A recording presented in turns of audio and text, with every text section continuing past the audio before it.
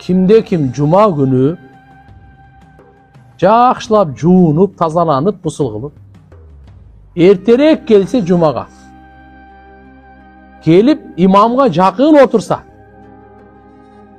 бекер иш менен алек болбосо, ушу ишти кылды бул. Эми буга эмне сооп берилет? Пайгамбарыбыз айтат. Үйүнөн чыгып келген ар бир кадамга 1 жылдык орозо тутту деген сооп жазылат. Үйүнөн басып келген мечитке чейин канча кадам таштадыңыз, ар бир кадамыңызга 1 жылдык орозо тутту. 365 күн орозо тутту сооп.